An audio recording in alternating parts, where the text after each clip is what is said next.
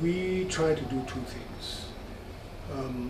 One is to give a really scholarly education so that the students are right up to date on what are the debates that are driving each discipline and driving research in each discipline, so that when they are at the point when they're going to craft their own PhD research proposal, they do so by summing up these debates and locating themselves somewhere along those lines. That's one thing we do. Second thing we do is then is the question of relevance. We try and connect our scholarly interests with day-to-day policy and societal concerns. There are two issues in which in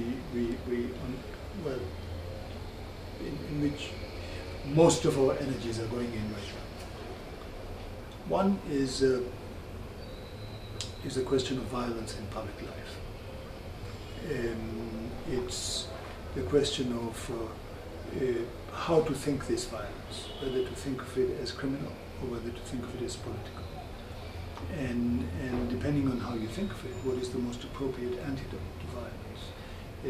Is it criminal justice in the courts, International Criminal Court, etc., or is it political reform, a la what happened in South Africa with the end of apartheid?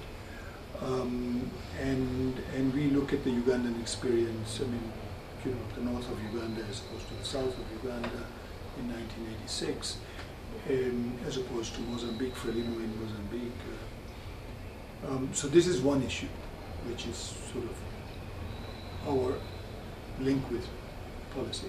Another issue on which we link with policy is land, the land question, and forms of tenure. Land as a source of livelihood versus land as a basis for development and progress, because those two lines of thinking give you two very different sets of policies. So we do that. Land as something you own and something you can trade as a freehold, or land as something customary, something that's patrimony of the family and the clan. So that's the second issue. There are two other issues in which some of our researchers have interests, and as individual researchers, and we work on those two. One being the role of NGOs in relation to service delivery and in relation to democratic accountability, because these are two kind of contradictory things in terms of at least how NGOs impact on these. And the other is the question of law and sexuality, because this is a kind of it's a big issue, but it's not a debated issue here.